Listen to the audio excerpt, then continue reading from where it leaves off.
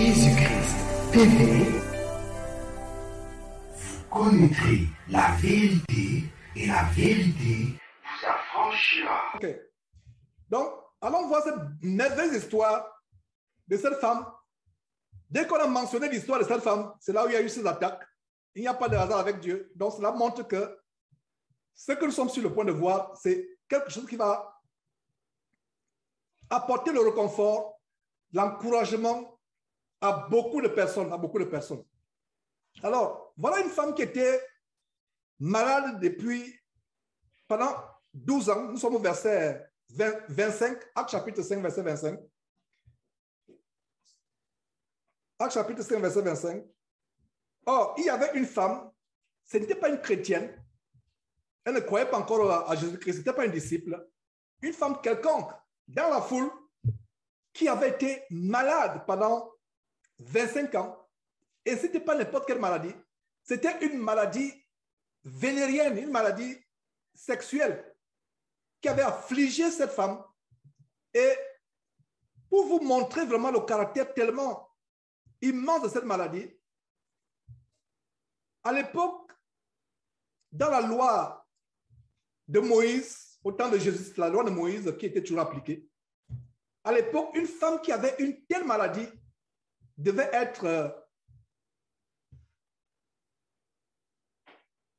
exclue de la société. Elle devait vivre aux abords de la ville où il y avait les ordures de la poubelle, où il y avait des lépreux, parce qu'elle était impure. La loi de Moïse était terrible. Et voilà une femme qui a une maladie vénérienne, c'est-à-dire une maladie sexuellement transmissible.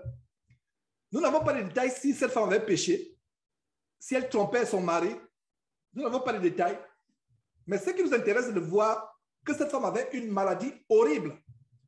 Parce que la loi de Moïse disait qu'une femme qui avait une perte de sang normale, selon ce qui arrive normalement aux femmes chaque mois, elle devait être impure pendant tout ce temps qu'elle avait cette indisposition menstruelle. La femme devait être... Ça, c'est la loi de Moïse. Je ne vous parle pas de la loi. Donc, ne m'envoyez pas les questions pour dire, mais Georges, qu'en est-il d'aujourd'hui? Aujourd'hui, nous sommes purifiés par Jésus-Christ. Nous ne sommes plus sur la loi de Moïse. Donc, voilà ce que je peux dire rapidement par rapport à ça. S'il y a une sœur qui a cette préoccupation, il y a des gens qui disent qu'une sœur qui a ces moments dans le mois ne doit pas prier, elle ne doit pas jeûner. Ça c'est faux.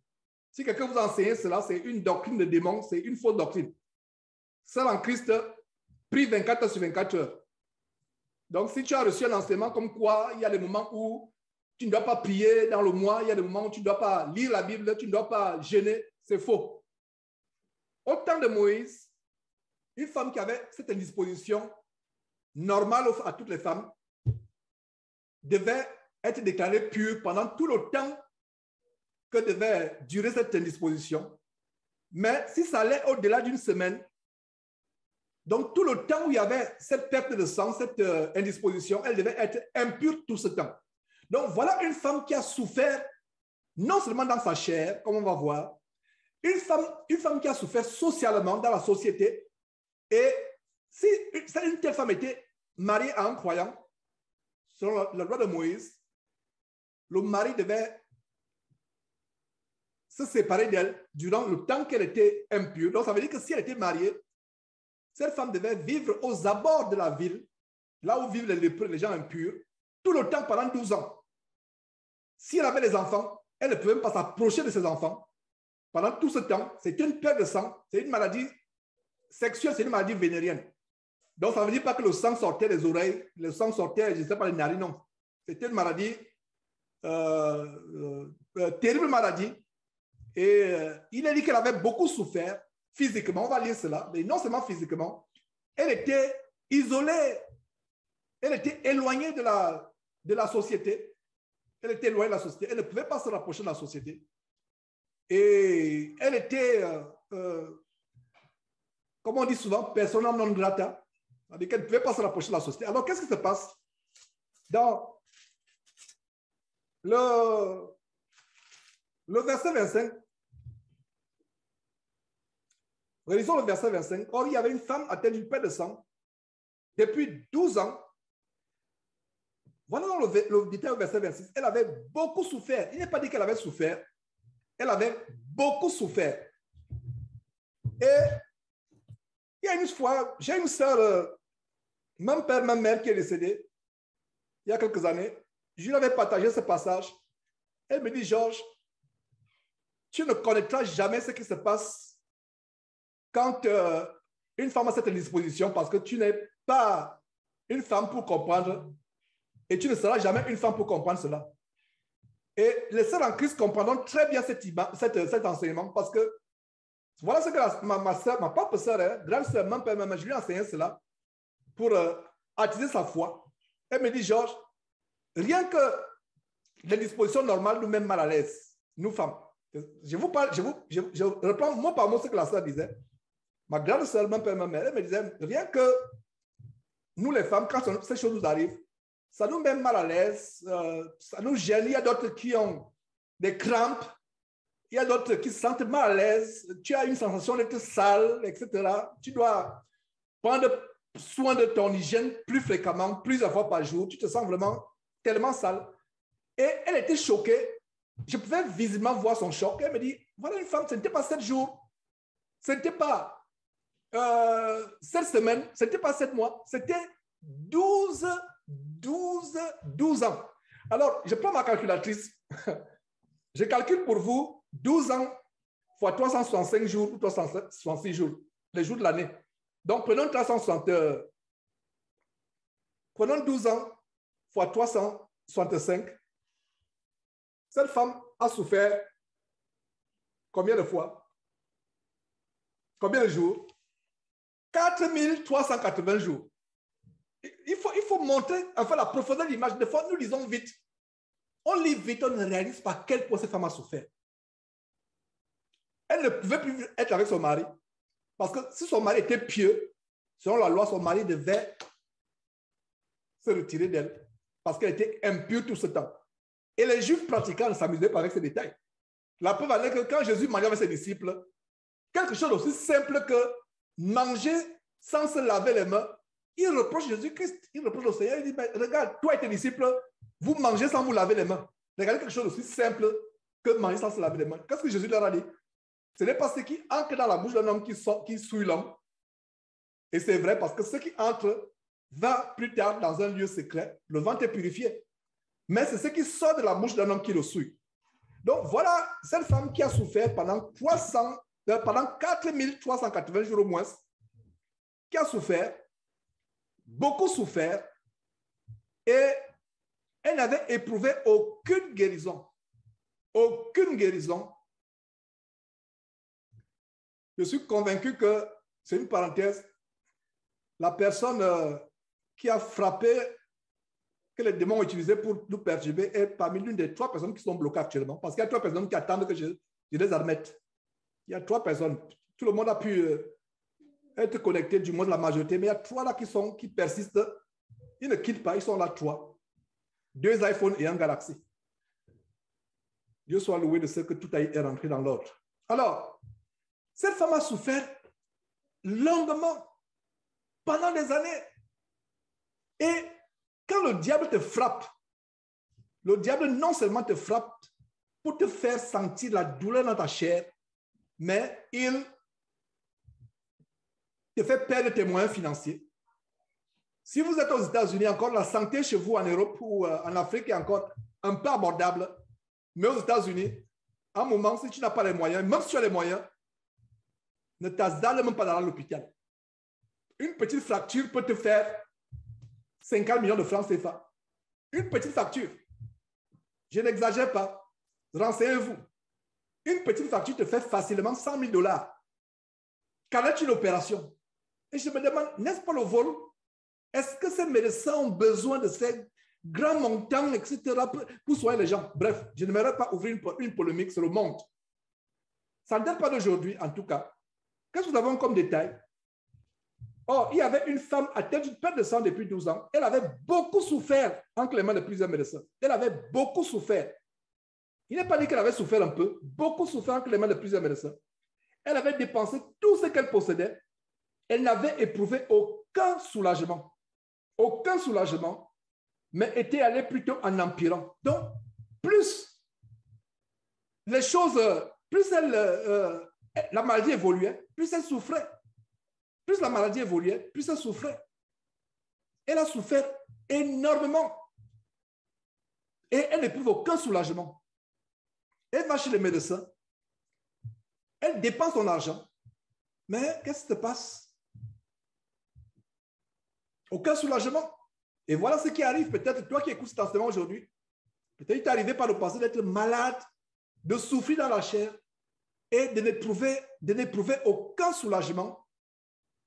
Elle était fatiguée. Médecin après médecin. Oh, je ne sais pas, les médecins n'existent pas seulement aujourd'hui. Nous avons la preuve que au temps de Jésus, il y avait aussi des médecins. Et parmi les disciples fervents de Jésus à l'Antiquité, au premier siècle, il y avait Luc le médecin, qui était un compagnon de route à un moment de l'apôtre Paul. Luc était médecin. Donc, il y avait des médecins à l'époque. Et cette femme a beaucoup souffert. La bonne nouvelle que je vous annonce aujourd'hui d'encouragement, nous avons un grand médecin qui est Jésus-Christ. Beaucoup de gens voient Jésus-Christ comme étant notre avocat auprès du Père, c'est vrai. Beaucoup de gens voient Jésus-Christ comme étant notre médiateur, celui qui intercède pour nous auprès du Père, c'est vrai. Mais il y a un détail que nous, chrétiens, ne devons pas oublier. Jésus-Christ est notre grand médecin. Qu'est-ce qui est dit en Ésaïe chapitre 53? Ce n'est pas les meurtrissures. Les meurtrissures de Jésus-Christ que nous sommes sauvés, ce n'est pas les meurtrissures. Vous voyez, les meurtrissures de Jésus-Christ, nous sommes sauvés par les meurtrissures. Nous sommes guéris, pardon, par les meurtrissures de Jésus-Christ. Nous sommes sauvés, son sang nous a purifiés, lavés, et nous sommes guéris. Ce n'est pas ces meurtrissures que nous sommes guéris, dont la guérison est disponible. Mais comment elle est-elle disponible? Par la foi. Ce n'est pas par le doute, c'est par la foi. Donc, voyons que cette femme, la foi qu'elle a manifestée, et vous allez voir comment c'est tellement grand d'avoir cette foi.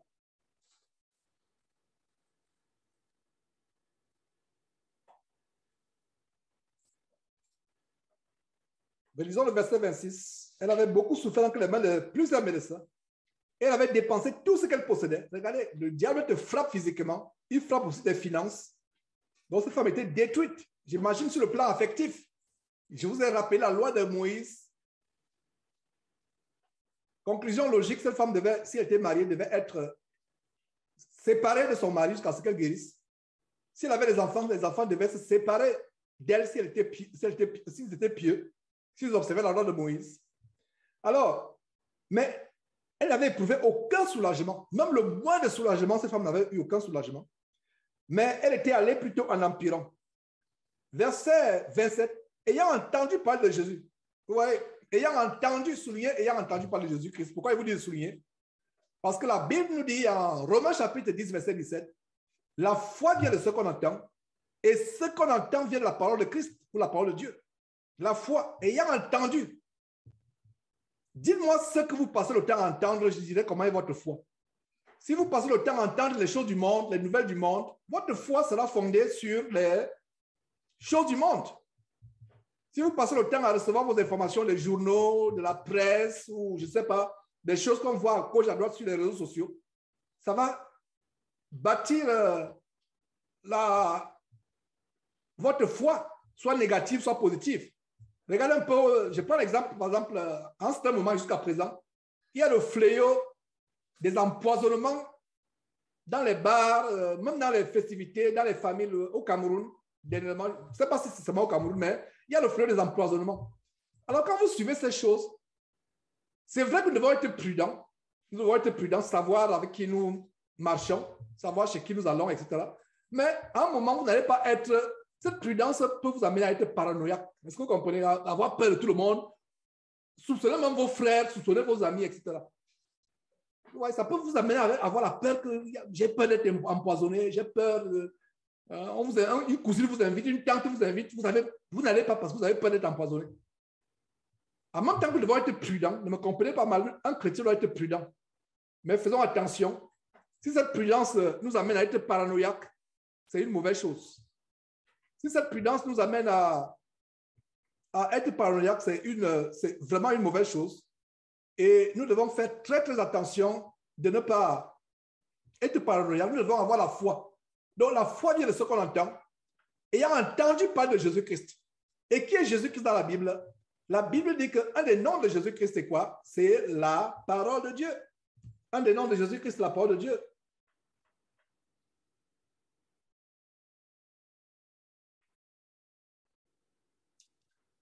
Voilà. Un des noms de Jésus-Christ, c'est la parole de Dieu. Je suis obligé de temps en temps de m'assurer de faire un travail de monitoring. Excusez-moi, voilà. Donc,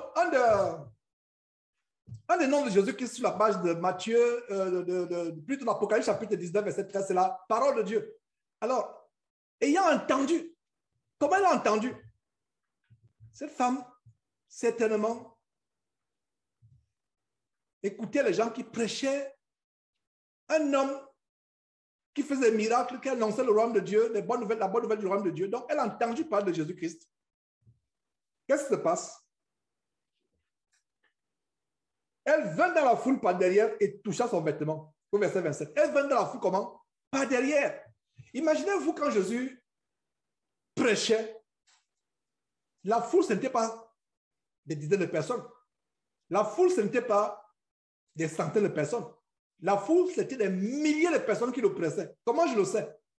Nous avons au moins 2 récits où il a dit que Jésus a nourri plusieurs personnes de manière miraculeuse. Et les 2 récits nous montrent que, sans compter les femmes et les enfants, il y avait des milliers de personnes, environ 5 000, 6 000. Sans compter les femmes et les enfants, il y avait 5 000 personnes. Donc, ça veut dire qu'avec les femmes et les enfants, Jésus était entouré d'une foule, des foules de milliers et de milliers et de milliers de personnes. C'était une foule nombreuse. Et voilà une femme qui nous montre que la foi est agissante. La foi agit. Tu as la foi. Cette foi te donne la capacité d'agir au point où les gens sont choqués. Pourquoi je le dis? Lisons attentivement le verset 27. Ayant entendu parler de Jésus, elle vint dans la foule. Il y a un problème. Est-ce que vous voyez là où il y a le problème? Si vous vous rappelez que je vous ai dit que cette femme ne pouvait pas, selon la loi de Moïse, être dans la foule avec les gens purs, c'est là où vous voyez le problème. Alors, vous comprenez là où il y a le problème? Le problème, c'est que cette femme a violé la loi de Moïse. Cette femme pouvait être tuée. Est-ce que vous comprenez? Disons très bien cette histoire que la plupart d'entre vous avez lu plusieurs fois. Cette femme pouvait être tuée si on découvrait que cette femme avait peut-être sa robe cachetée parce qu'elle avait un flux ininterrompu de sang. Et ce n'est pas par miracle que cette femme a pu vivre. Ce n'est pas un miracle. En fait, Dieu voulait se glorifier au travers de son Fils avec cette femme. Cette femme a souffert. Et elle ne pouvait pas être dans la foule. Allez lire le commandement dans Lévitique et vous allez voir qu'une telle femme, ayant une telle maladie, ne pouvait pas être dans la foule. Si elle était dans la foule, qu'est-ce qui se passait? Elle était lapidée, mise à mort, parce qu'elle avait violé. Voilà une femme qui a une indisposition menstruelle et elle est dans la foule. On découvre cela, on la lapide. Cette femme ayant souffert pendant 12 ans, terriblement souffert, beaucoup souffert, ayant dépensé tout ce qu'elle avait, elle s'est dit, je n'ai plus rien à perdre. S'il faut mourir, j'irai mourir lapidée dans la foule. Et c'est à ce niveau de foi que cette femme est arrivée, à ce niveau de foi, que cette femme est arrivée. Elle va dans la foule. La foi est agissante. Il y a une autre histoire, cet homme qui avait la main sèche. Une main sèche. Imaginez-vous, vous avez la main sèche, elle ne peut pas bouger. Jésus lui dit, étends ta main. Imaginez-vous quelque part, vous allez dans la rue, un paralytique, vous lui dites, étends ta main. Vous voyez bien que sa main, il va passer ça comme une insulte. Le monsieur va vous dire, mais vous voyez bien ma main, je ne peux pas la tendre. Mais dans le cas avec Jésus-Christ, quand Jésus a dit à l'homme, étends ta main, l'homme l'étendit, la Bible dit que l'homme l'étendit et sa main fut guérie. Donc la foi agit.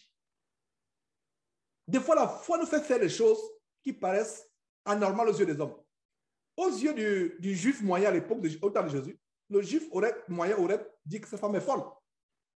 Les juifs auraient pu accuser cette femme de violer la loi de Moïse et auraient mis cette femme à mort. Mais cette femme a eu le courage. Elle est arrivée au point où Elle n'avait plus aucun espoir. Elle va chez tel médecin, elle s'empire encore. Elle va chez l'autre médecin, elle s'empire encore. Donc, médecin après médecin, son cas s'est empiré. Alors, qu'est-ce qu'elle dit? Elle se dit, au verset 28, réalisons d'abord le verset 27. Ayant entendu parler de Jésus, donc regardez ce qui se passe. Elle entend. Mon frère, ma soeur, ta foi est fondée sur cet évangile que tu entends. Plus tu entends la parole de Dieu, plus ça va bâtir ta foi. C'est pour cela qu'il y a cette plateforme où vous pouvez suivre 24 heures sur 24 la parole de Dieu. C'est-à-dire que si vous voulez suivre la parole de Dieu, prenez seulement votre portable, cliquez sur ce lien, vous avez la parole de Dieu, vous l'écoutez. Vous écoutez ce que vous pouvez écouter. Et s'il faut aller au lit, vous vous occupez de votre mari, de vos enfants, si vous êtes une femme, ou passer un peu de temps avec vos enfants, si vous êtes un homme ou je ne sais pas faire autre chose, vous interrompez. Quand vous voulez encore revenir, vous cliquez sur le lien, vous écoutez le bout que vous pouvez écouter. Même c'est 30 minutes que vous écoutez, parce que c'est 24 sur 24 heures. Que ce soit les anciens enseignements, que ce soit les enseignements en direct, c'est 24 sur 24 heures. Donc, ce n'est pas là que dire que vous allez là 24 sur 24. Non, vous suivez, vous dites, oh, je vais un peu cliquer sur ce lien. Vous connectez là où ce qui a le passé. Vous suivez 1 heure, 2 heures, vous vous déconnectez. Quelqu'un d'autre va venir. Donc, c'est vraiment un très grand projet, mes frères et sœurs. 24 heures sur 24 heures. Fermez vos micros, s'il vous plaît. 24 heures sur 24 heures. Fermez vos micros. Il y a un micro, il y a une interférence. Il y a une interférence. Fermez vos micros. Donc, mes frères, c'est vraiment merveilleux de savoir que nous pouvons avoir cette parole de Dieu 24 heures sur 24 heures. Aller à la parole de Dieu 24 heures sur 24 heures. Donc, nous rendons grâce à Dieu pour cela. Ayant entendu, parce que plus vous entendez, même nous qui avons les enfants,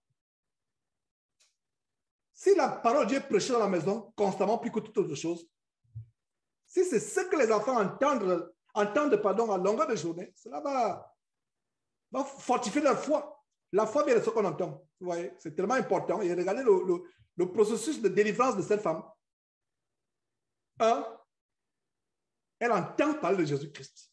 Elle ne savait pas qui était Jésus-Christ. Comme la plupart d'entre vous et moi, on ne savait pas qui était Jésus-Christ. Donc on entend parler de Jésus-Christ. Elle vient dans la foule. Elle brave la loi de Moïse. La foi nous fait faire des choses terribles. Elle brave la loi. On ne pouvait pas s'amuser avec la loi de Moïse. Ce n'est pas comme aujourd'hui. Les gens s'amusent avec la parole de Dieu. Parce qu'aujourd'hui, on dit Dieu ne frappe pas. Mais au temps de Moïse, quelqu'un s'amusait avec la parole de Dieu, il était frappé. Cette femme était passible de mort. Elle était passible de mort. Et qu'est-ce qui se passe? Elle brave le commandement de Moïse.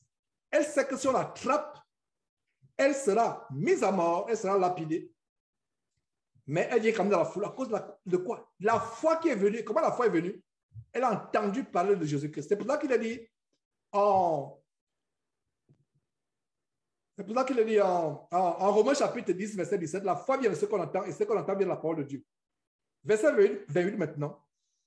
Quand elle se disait, c'est-à-dire qu'elle se disait en elle-même, si je puis seulement toucher ses vêtements, je serai guéri. Seulement toucher, même pas toucher seulement. Rien que le vêtement, toucher le vêtement. Mes frères et sœurs, quelle foi cette femme a eu? Elle n'a pas dit si je peux seulement toucher Jésus. Non, rien que le vêtement, le bord du vêtement. Je serai guéri. La foi est terrible.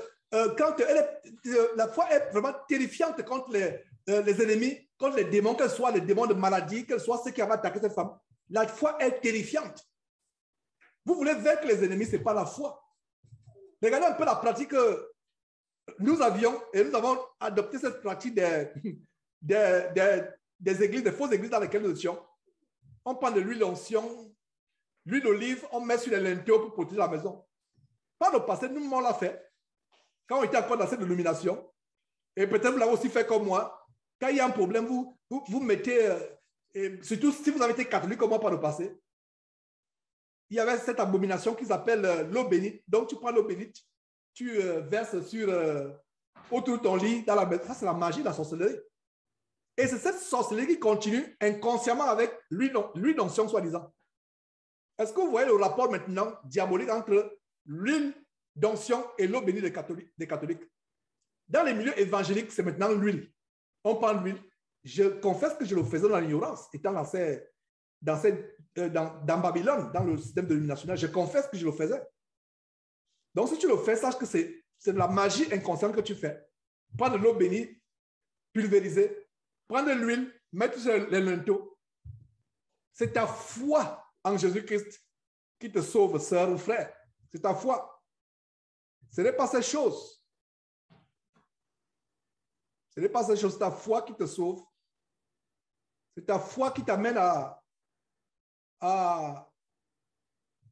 remporter la victoire sur les démons, sur toutes les forces du mal, comme les forces du mal qui avaient rendu cette femme malade, que ce soit par le péché qu'elle menait. On n'a pas de détail que cette femme était pécheresse, mais il y a une origine. L'origine est spirituelle. Donc notre foi est terrifiante contre les démons. Donc voilà un détail tellement important. Verset 28. Ayant entendu parler de Jésus, il va dans la foule, pas derrière. Il y a un détail que j'ai oublié, pas derrière. C'est pour confirmer que ce que je vous dis, c'est la vérité. Pas derrière. Pourquoi pas derrière? Pas derrière, pourquoi? La réponse est simple, parce que elle savait que ce qu'elle faisait était mal. Imaginez-vous, quelqu'un qui rase les murs, il ne veut pas se faire voir. Il passe par les murs pour qu'on l'aperçoive pas. Les autres venaient se presser dans la foule. Ils se pressaient pour toucher Jésus-Christ. Chacun voulait toucher Jésus-Christ. Mais elle vient par derrière. Elle a peur. Elle sait que ce qu'elle a en elle, non seulement c'est honteux, mais le fait de venir dans la foule, c'est une violation de la loi. Donc, regardez, quand on lit la Bible, faisons attention. En fait, c'est aussi un exercice que j'ai fait avec vous. Tout mot est important. Dieu n'a pas mis des mots pour grossir la Bible pour qu'elle soit volumineuse. Arrêtons-nous sur tout mot. Ça, c'est les pratiques de lire la Bible. Lire la Bible n'est pas un marathon.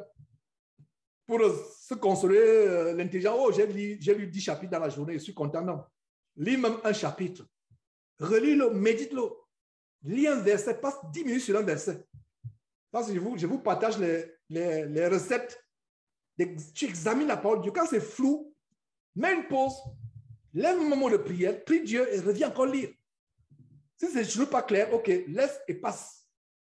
Un jour, tu reviendras, tu liras, ce sera clair. Ou tu vas écouter un frère enseigner comme je suis en train de le faire et ce sera clair. Mais ne lisons pas vite, vite, vite. On a tout le temps pour lire la parole de Dieu. Ce n'est pas une course de marathon. On prend le temps, on lit un verset. Donc, ce verset nous montre des détails tellement grands que cette femme 1, verset 27, a entendu parler de Jésus-Christ. Donc, ça veut dire qu'elle ne pouvait pas avoir la foi intense qu'on va découvrir dans quelques instants si elle n'avait pas entendu parler de Jésus-Christ. Donc, ta foi n'est pas fondée sur Bouddha ou sur Mahomet ou sur les livres d'ésotérisme ou de magie. Non. Ta foi est fondée sur Jésus-Christ. Donc, ayant entendu parler de Jésus, elle vint dans la foule, pas derrière. Et le détail de pas derrière, ça veut dire que cette femme savait que ce qu'elle faisait n'était pas bien. Il n'y avait pas, elle savait que là où elle est, elle ne doit pas être là. C'est pour ça qu'elle vient pas derrière. Elle n'est pas venue forcer la foule pour se jeter au pied de Jésus-Christ devant. Elle savait que je n'ai même pas besoin de toucher Jésus. Je ne viens pas derrière parce que je ne suis pas supposé être là où je suis là. Voilà la grande révélation de ce verset, de cette merveilleuse femme. Donc, elle vint par la foule, pas derrière, et toucha son vêtement. Rien que son vêtement, verset 28, car elle disait, se disait elle-même, car elle disait, si je puis seulement toucher ses vêtements, je serai guéri. Verset 29, au même instant, la perte de sang s'arrêta et elle sentit dans son corps qu'elle était guérie de son mal. Au même instant, mettez le doigt au verset 29, comparons le verset 29 avec le verset 25. Qu'est-ce qu'il nous dit au verset 25? Elle avait souffert pendant 12 ans. Depuis 12 ans, elle avait souffert, verset 25 et 26. Verset 25, elle avait une perte de sang pendant combien? 12 ans. J'ai calculé 12 ans tout à l'heure. Ça nous a fait 4380 jours. verset 26 dit qu'elle avait beaucoup souffert que les mains de plusieurs médecins. Compare les deux versets 25 et 26, compare le verset 29. Au même instant, la paix de sang s'arrêta. Ça revient sur ce que je vous ai dit précédemment, à savoir que les faux pasteurs vampireux, comme je les appelle, qui commencent à vous masser. Ils massent, ils font de l'onction, ils massent. Ce n'est pas comme cela. Est-ce que nous pouvons prier pour un malade en l'ayant d'huile au nom du Seigneur? C'est possible. Ce n'est pas de ce que je parle. Quelqu'un, il dit qu'il a programmé sa nuit de réveil, sa nuit de miracle. Il vient, il vous dit qu'il va faire des miracles. C'est lui-même qui a dit qu'il va faire des miracles. C'est lui-même qui a annoncé qu'il y aura des miracles. Mais quand il vient, il commence à vous masser. Il commence à vous masser. Non, ça ne se passe pas comme ça. Elle touche Jésus-Christ. Regardez ce qui se passe avec l'apôtre Paul. Les mouchoirs qui avaient touché l'apôtre Paul, on l'appliquait sur les malades. Les maladies partaient. Les démons étaient en ébullition, s'agitaient, sortaient. Les gens étaient guéris. Avec l'apôtre Pierre, qu'est-ce qui se passait? Rien que l'ombre. Les gens venaient placer les malades afin que rien que quand l'ombre de Pierre va passer. Regardez cette puissance qui se dégageait en cet homme-là, en ces hommes-là à l'époque. Vous pensez que nous sommes différents de Paul Pierre? Nous ne sommes pas différents. Alors, question, nous ne sommes pas différents, mais pourquoi se fait-il que nous n'opérons pas les mêmes miracles, les mêmes délivrances aujourd'hui? La réponse est simple. C'est parce que nous n'avons pas la même foi. Et ma prière, c'est que cet enseignement d'aujourd'hui nous galvanise à avoir la foi.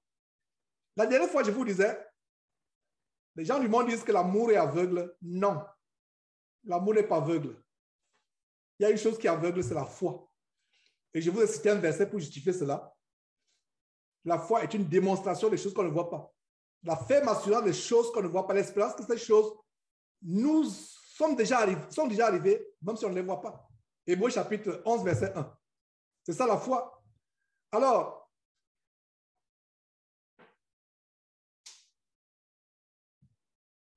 verset 29, au même instant, la perte de sang s'arrêta et elle sentit dans son corps qu'elle était guérie de son mal. Elle sentit. C'est ça la délivrance.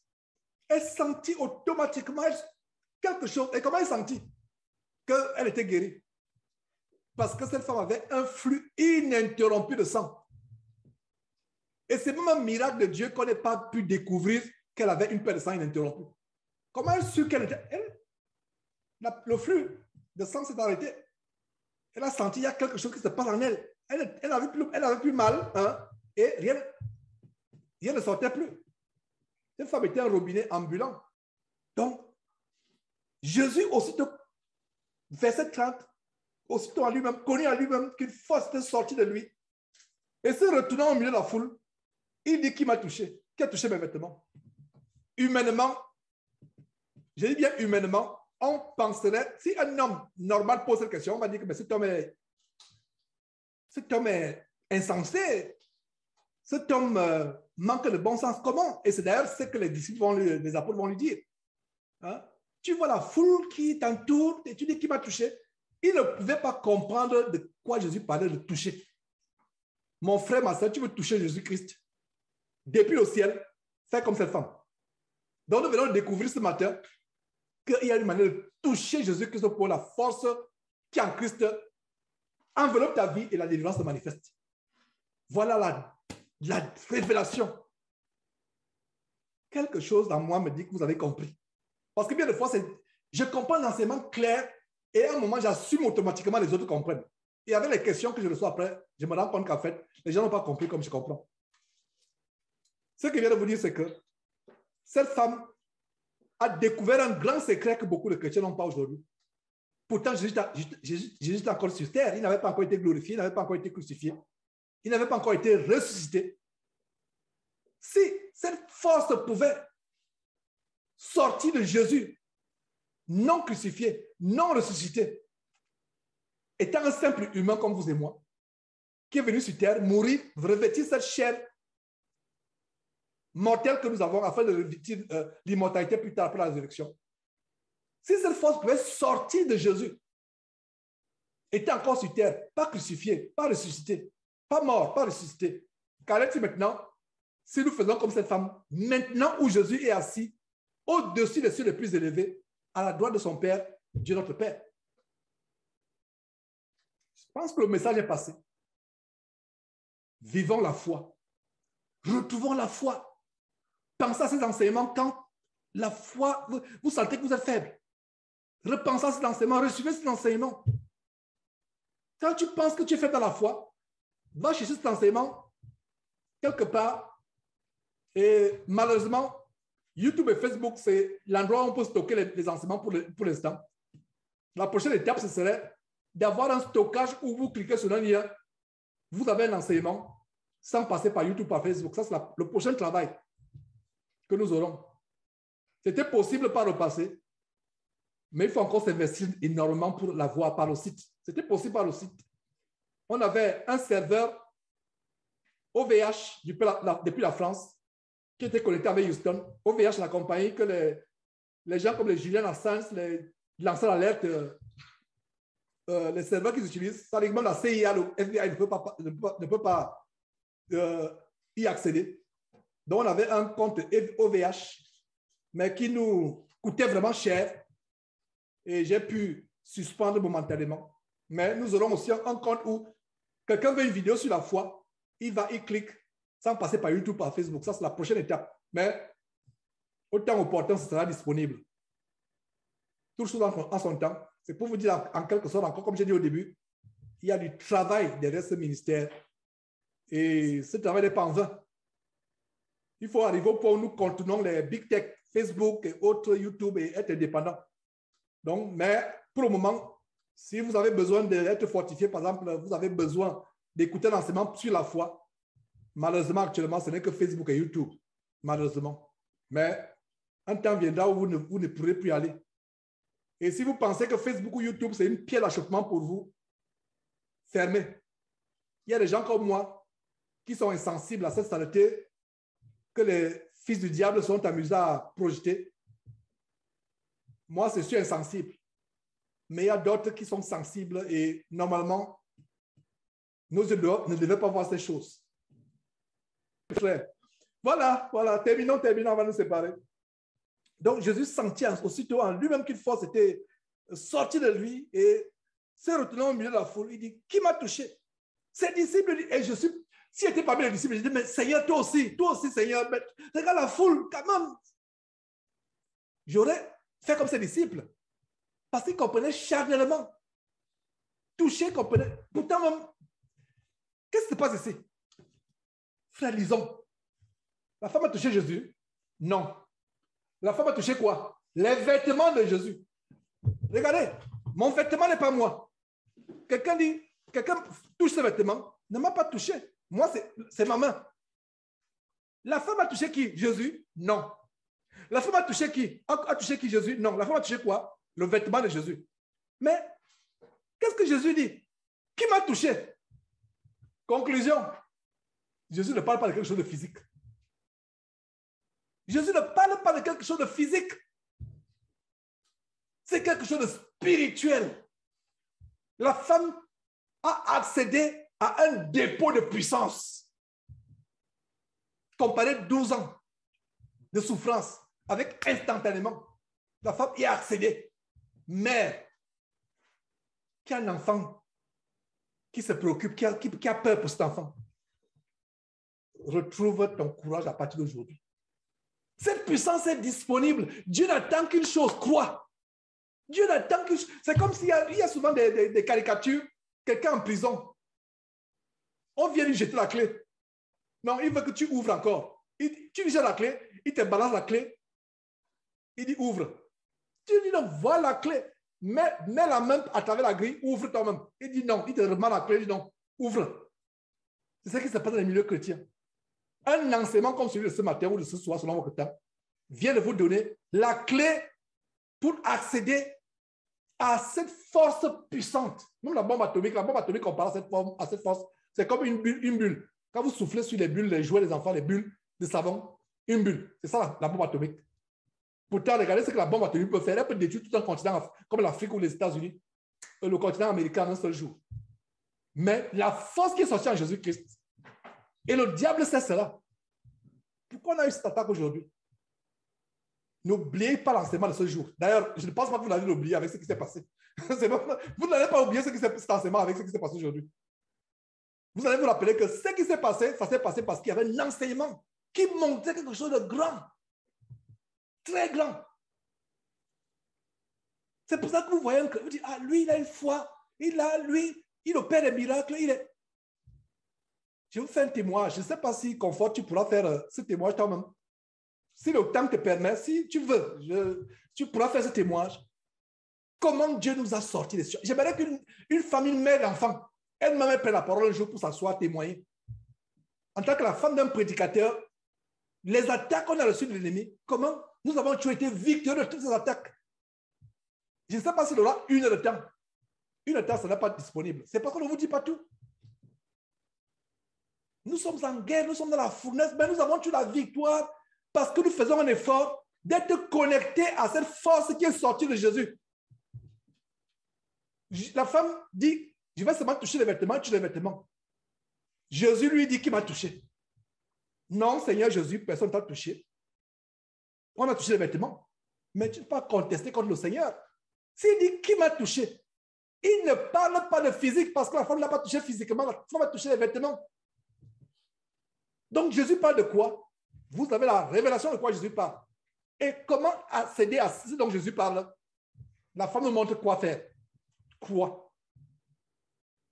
Crois. Et si tu le fais, tu auras des témoignages.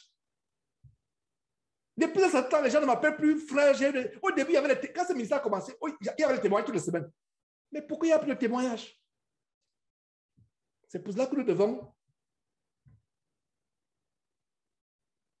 nous accéder à ces enseignements, les écouter jour après jour. Voilà. J'espère que vous avez compris. Mes frères et sœurs, finalement, donc, Jésus dit, qui m'a touché? Qui m'a touché? Il reconnaît qu'une fois de sortir, il se retourne, dit qui m'a touché. Les disciples, j'aurais agi, vous et moi, on aurait agi comme ces disciples. Mais Seigneur, tu vois la foule qui te presse et tu dis qui m'a touché? Verset 32, et Jésus regarda autour de lui pour voir celle qui avait fait cela. Donc, comment il a, une foule t'entoure. Beaucoup de gens te touchent en même temps. Beaucoup de gens te touchent en même temps. Et toi, tu regardes, tu sais qui t'a touché. Est-ce que vous voyez les révélations qu'il y a dans cette histoire? Beaucoup de gens te touchent d'ailleurs. Les gens prennent Jésus. Les gens, regarde un peu les superstars. Quand quelqu'un qui était inspiré par les démons, Michael Jackson est venu au Gabon. Il y a des gens qui sont morts, qui s'évanouissaient. La sécurité ce jour-là était tellement intense pour tout le monde voulait toucher Michael Jackson. Qui est Michael Jackson vis-à-vis de Jésus-Christ? C'est seulement un blasphème d'essayer de comparer, c'est un blasphème. Rien que la tentation de comparaison, c'est un blasphème. Les gens voulaient toucher Jésus, les gens voulaient. Donc, Jésus, il a su instantanément. Regarde, tel me touchait l'épaule, tel me touchait les autres, la foule de presse. C'était un bain de foule. Un bain de foule. C'est-à-dire qu'aucun dirigeant ce monde n'a eu des bains de foule de Jésus. Il n'avait pas de sécurité, hein? Il n'avait pas de garde de corps. Il allait dans la foule. Vous vous rappelez là où la foule voulait se saisir de lui pour faire de lui un roi. Il a dit, je ne suis pas venu sur la terre pour être un roi. Je suis venu sur la terre pour mourir comme un pauvre pécheur, pour m'identifier aux pécheurs, porter leurs péchés sur mon corps, sur la croix, porter leurs péchés et mourir pour eux. Voilà pourquoi je suis venu. Mon temps d'être roi n'est pas encore arrivé. Mon temps d'être le roi des rois, il y a un temps pour tout. Mais je suis venu sur terre là, pas pour être loué. Donc la foule pressait Jésus. Il y a plusieurs fois, il devait même par la barque se retirer de la foule. Et donc, tout le monde pressait. Combien de mains il y avait sur Jésus à cet instant-là? Beaucoup ont touché Jésus physiquement. La femme a touché Jésus spirituellement. Je reprends. Beaucoup de mains étaient sur Jésus-Christ. Beaucoup de mains, chacun voulait une partie de Jésus-Christ toucher. Beaucoup touchaient. La femme n'a pas eu besoin de toucher Jésus-Christ physiquement. Il y a même des gens, quand il a tapé la main de Jésus, il ne voulait plus la lâcher. Il ne voulait, quand il touche comme ça, il dit non, la main là, je ne la lâche plus aujourd'hui. Et même quand il la lâché, il bandait la main pour ne pas la laver. Pour que il bande la main, il ne veut pas laver la main pour que la main qui a touché Jésus ne puisse pas être lavée, que l'empreinte soit toujours là. Combien de mains il y avait sur Jésus? Combien ont guéri? Non. Aucun. Sauf la femme. La femme a touché au-delà du physique. Elle a touché spirituellement par la foi. Quelle histoire merveilleuse. Ça, ce n'est pas une histoire. Ça, c'est les histoires. Pour moi, les histoires de foi. Vous savez quoi? Dans le Nouveau Testament, ça, c'est mon histoire numéro 1. C'est bon. Je ne sais pas. Ça, c'est l'histoire numéro 1. Et vous comprenez, après cette explication, que pour moi, c'est le top de top. L'histoire des délivrances des personnes qui ont expérimenté la délivrance. Parce qu'il y a tellement de détails. Pourtant, beaucoup de mains étaient sur Jésus. Aujourd'hui, beaucoup de mains sont sur Jésus spirituellement. Beaucoup de chrétiens sont... Jésus, c'est quoi? La parole. Voilà une révélation ici par le Seigneur. Je m'en voudrais s'il ne vous donne pas cette révélation. Cette parole, c'est quoi? C'est un livre que j'ai, n'est-ce pas? Mais ne voyez pas les feuilles. Voyez ce qu'il y a à l'intérieur. Ce qui est contenu, c'est pour ça que si quelqu'un brûle un livre, une Bible, ne pleurez pas, ne vous affligez pas, il a brûlé un livre. Personne ne peut brûler la parole de Dieu. Ce que je suis en train de dire est tellement important, donc vraiment, il faut que nous soyons concentrés pour suivre. Cette parole-là, quelqu'un peut la brûler, il n'a pas... Bon, il pêche parce que son intention est de blasphémer contre Dieu, c'est pour ça que c'est un péché. Mais brûler ce livre, la preuve est que même à travers ce téléphone, j'ai ma Bible à l'intérieur. Donc, si je casse le téléphone, est-ce que j'ai la Bible à l'intérieur? J'ai la Bible. Il y a des fois, je mets l'audio, je mets à côté sur ma table de chevet, je mets l'audio et je m'endors même sans me rendre compte que la Bible est en train d'être écoutée. Donc, si je casse mon téléphone maintenant, j'ai péché? Non. J'ai cassé mon téléphone. Donc, cette Bible-là, cette feuille, ce n'est que le support pour la Bible. La Bible, c'est ce qui est invisible. La parole de Dieu est invisible. Vous voyez? Donc, beaucoup de croyants aujourd'hui ont les mains sur Jésus. Parce que Jésus, c'est le sujet de la Bible. De Genèse, chapitre 1, verset 1, Apocalypse, chapitre 22, verset 21. Jésus-Christ est le sujet de la parole de Dieu. Jésus-Christ est la parole de Dieu. Quel est le nom de Jésus en Apocalypse, chapitre 19, verset 13? Son nom est la parole. Donc, voilà cette Bible. Nous l'avons, elle s'appelle Jésus-Christ. Pourquoi elle s'appelle Jésus-Christ? Parce que cette Bible est la parole de Dieu. Beaucoup de personnes ont les mains sur cette Bible, ne guérissent pas. Beaucoup de personnes touchent cette Bible, ne guérissent pas. Beaucoup de personnes la trimballent à longueur de journée dans les temples, les chapelles, les cathédrales dimanche, comme aujourd'hui, ils sont pleins de chapelles, ils ne guérissent pas. Cette femme n'a pas touché cette Bible physiquement. Elle n'a pas touché la parole de Dieu physiquement. Elle a touché, elle a accédé par la foi.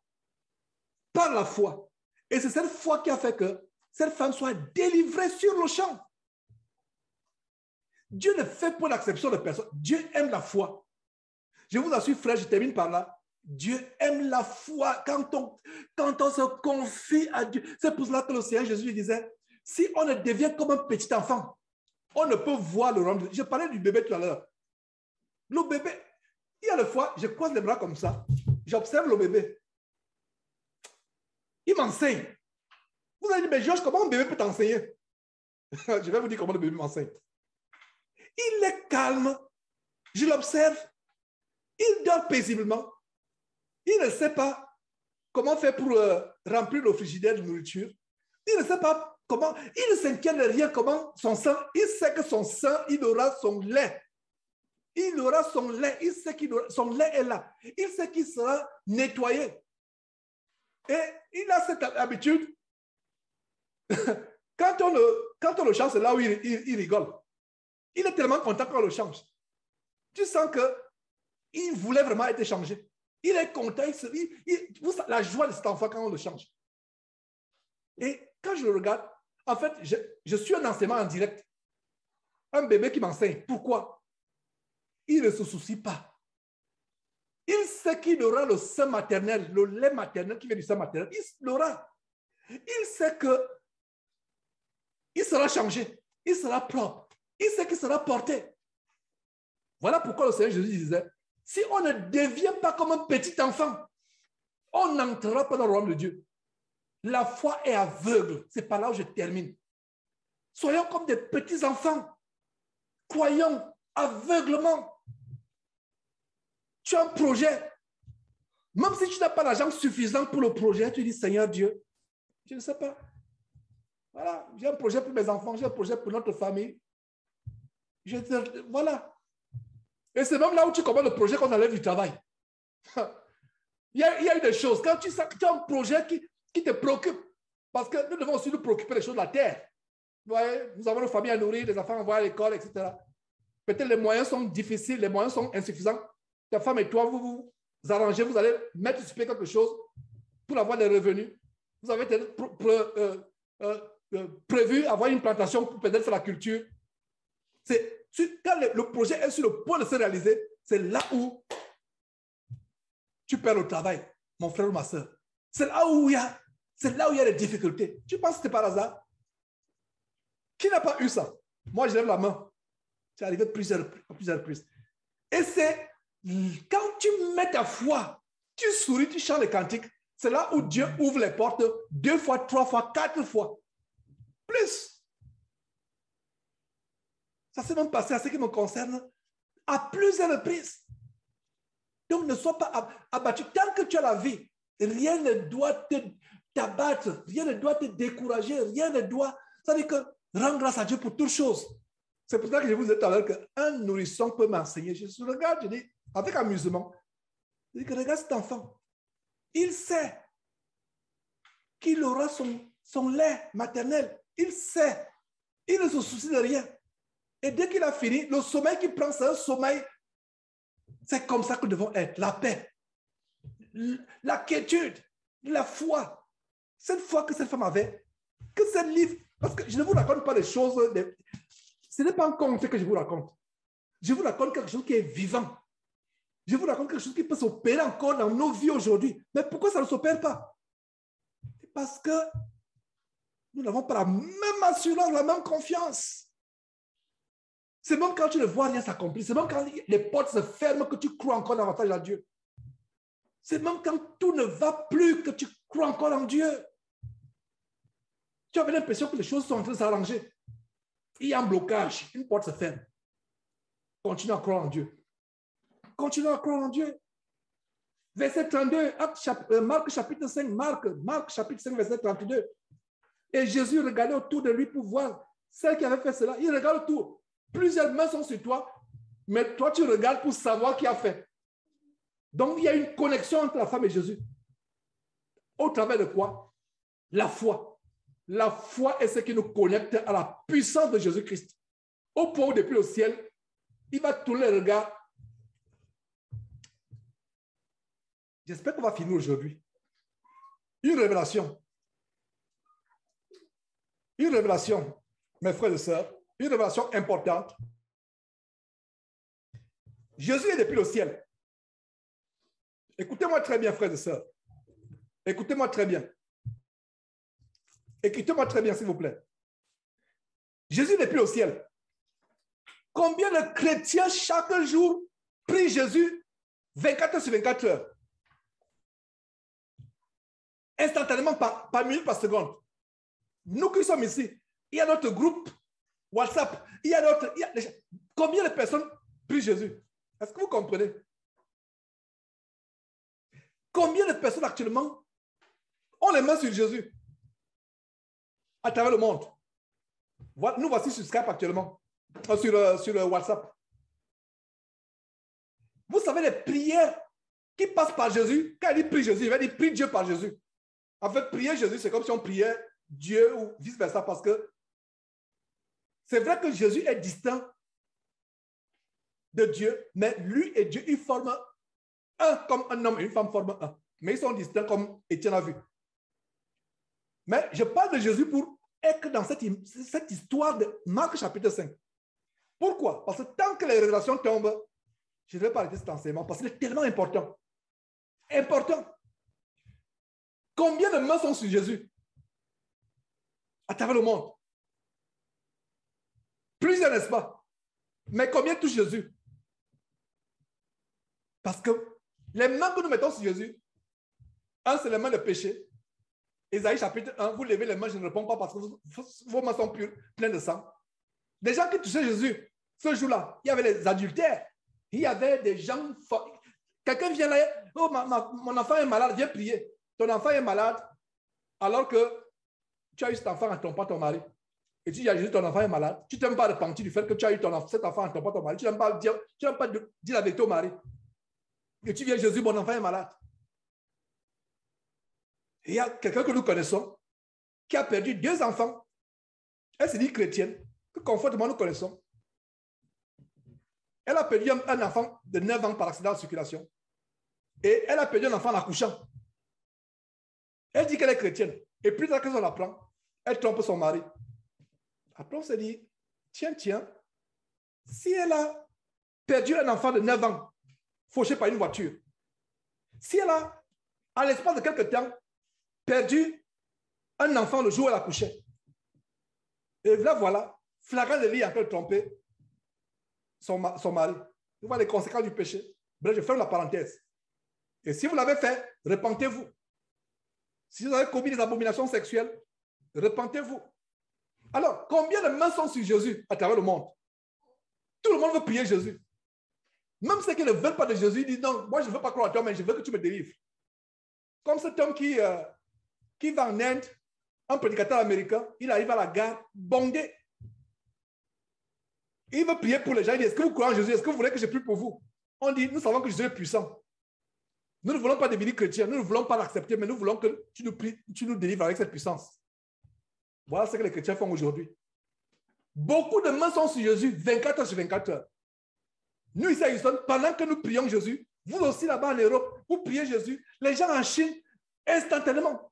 Combien de mains sont sur Jésus? Est-ce que vous voyez que les mains qui étaient sur Jésus physiquement quand il était sur terre, c'était une figure des mains qui devaient être sur Jésus à longueur de journée. Branhamistes, catholiques, toutes les dénominations sur le camp de Jésus. Tout le monde va mettre la main sur Jésus.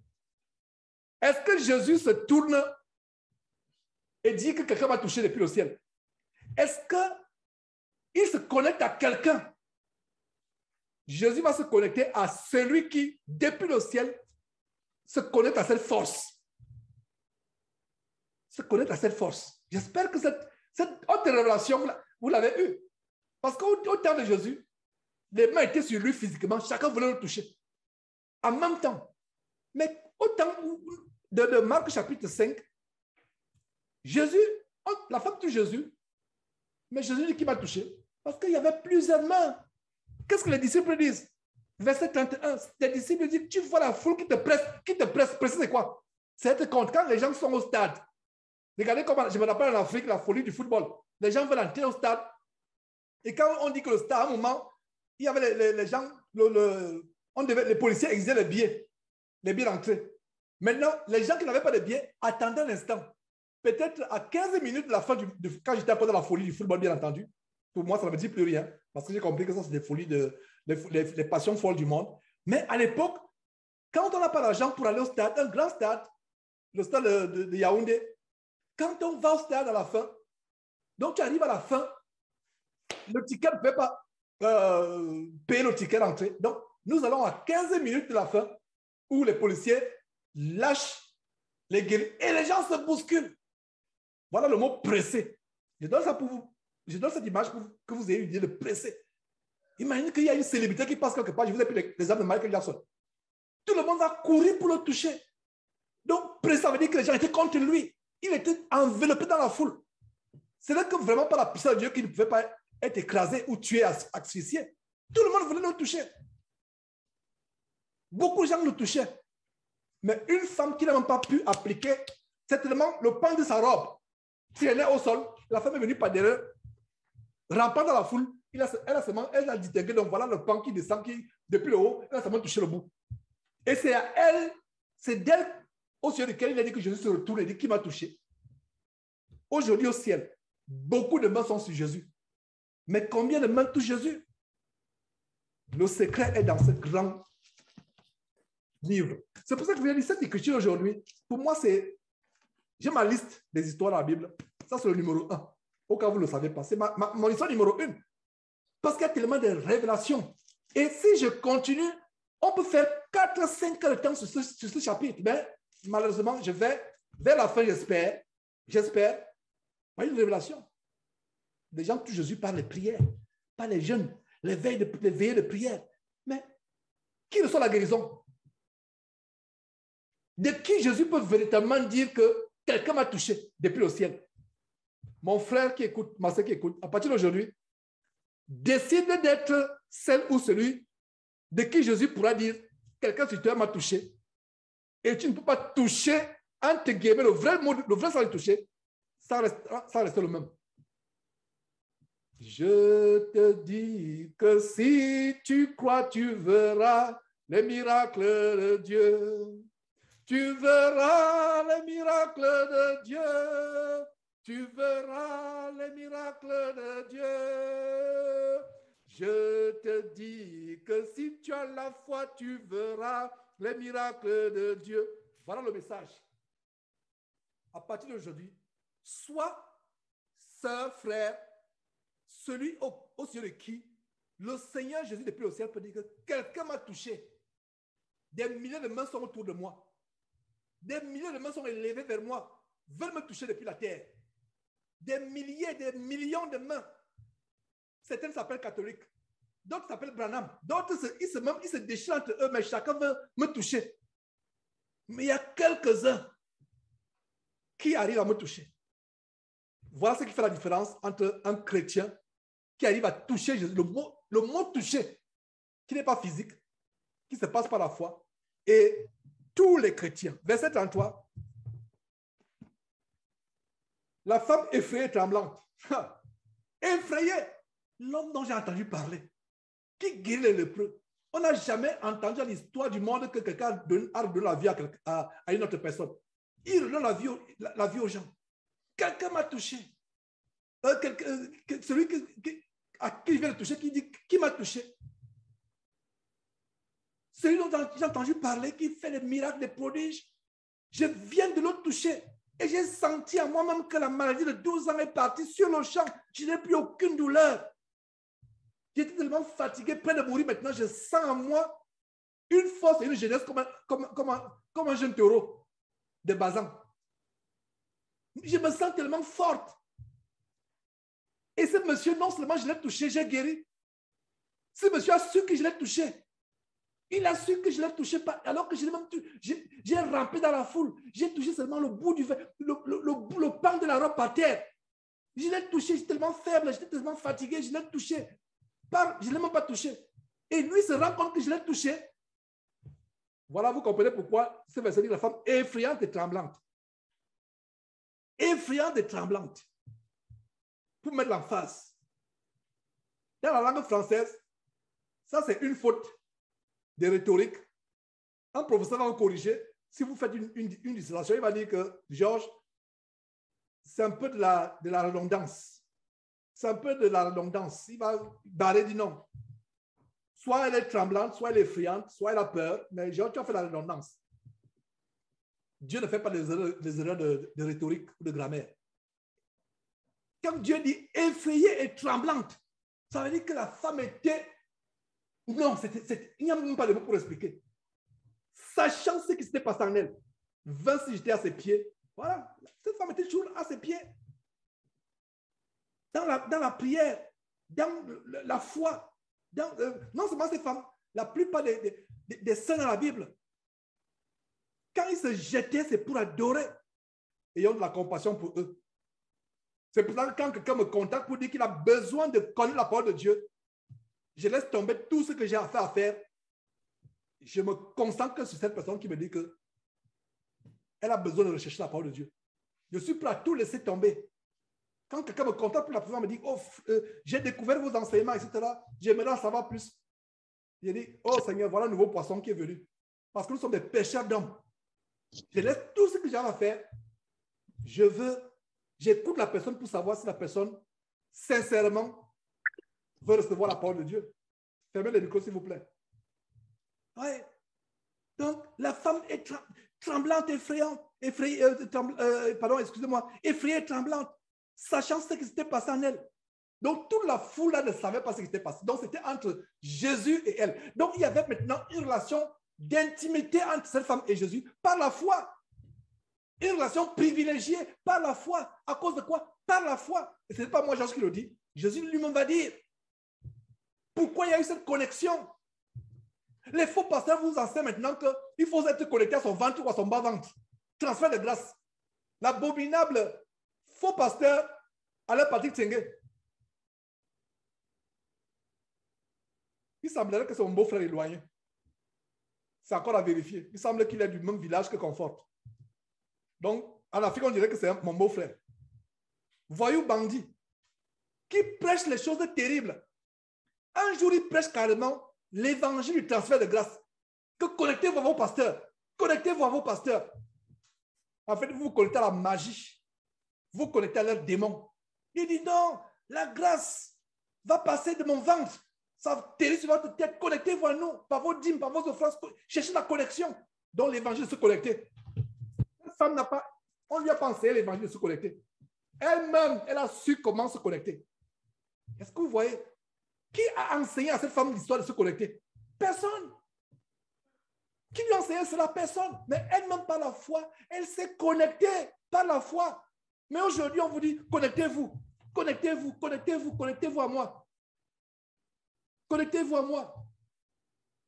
On a vu Guy Vincent Kodja et autres, beaucoup. Regardez même Moïse Bié. Connectez-vous à moi, connectez-vous à moi. En pleine église, connectez-vous à moi. Les gens maintenant sont en transe. En transe. Ils commencent à se connecter. Pourquoi? Parce qu'ils ont ouvert la tête aux esprits de sirène. Comme cette vidéo où Moïse Bié baptise les gens sont en transe, les gens tremblent. Comme exactement l'Ivoirien Mahomet Idriss. Les gens sont en transe.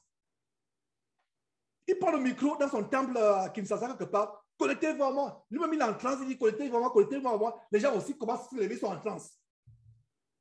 Les esprits de Moïse Bié entrent dans les gens. Lui-même, il est en transe sur le micro, sur le podium avec le micro, connectez-vous à moi. Ceux qui tremblent là sont déjà connectés. Est-ce que vous voyez? On n'a pas enseigné à la femme la magie de se connecter. Elle-même, elle a dit quoi? Ayant entendu, elle dit, si je touche seulement son vêtement, je serai guéri. Elle a été connectée au grand centre de force qui est sorti de Jésus-Christ. Verset 34.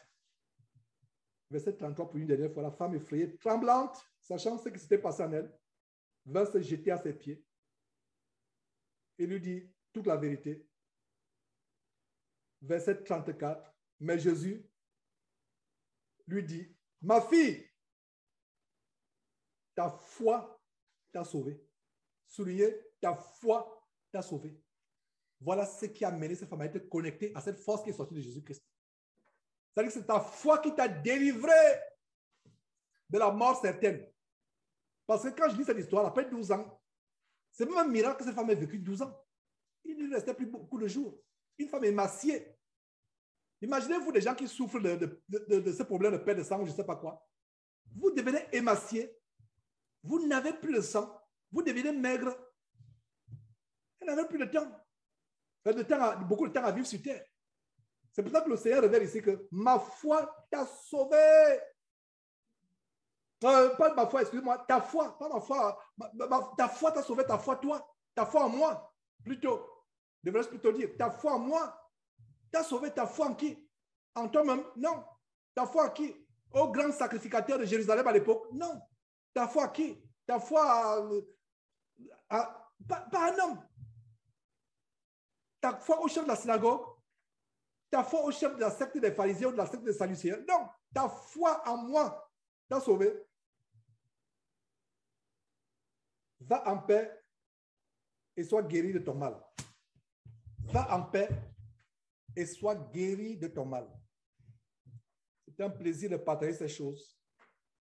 Allons encore suivre cet enseignement, s'il est publié par la grâce de Dieu, en nous assurant que on va bien faire le toilettage avant de publier. Minutieux, j'avais fait un travail minutieux parce que je ne sais pas depuis quand l'attaque est intervenue.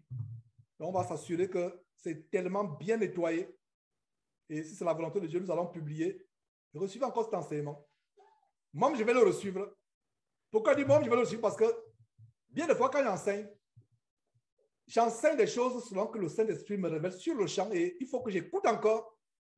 Parce qu'il y a des fois, j'enseigne des choses, je me dis, après 2 mois, même 1 an, même 2 ans, je dis, mais c'est moi qui enseigne ça, c'est moi qui enseigne ça. Ça, c'est tellement grand, Seigneur, c'est tellement profond, Seigneur.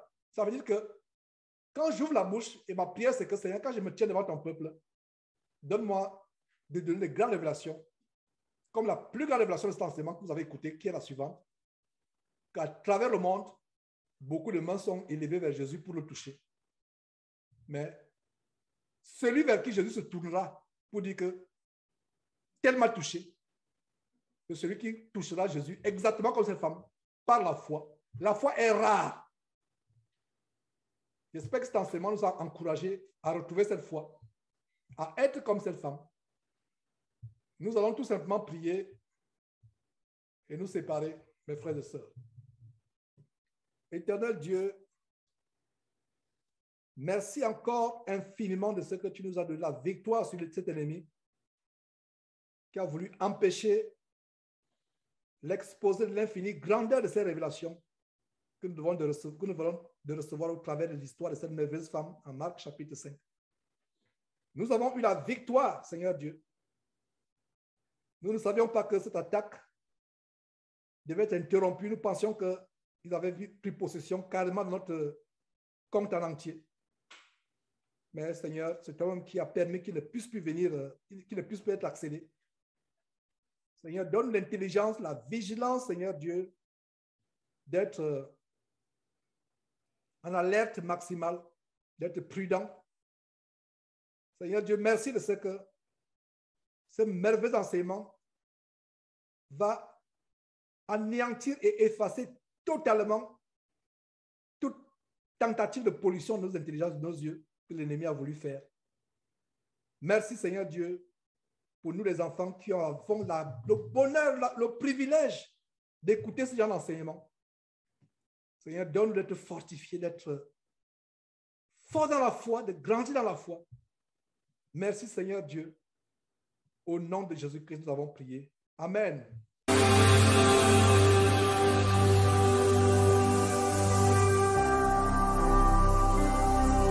Jésus-Christ TV, vous connaîtrez la vérité et la vérité vous affranchira.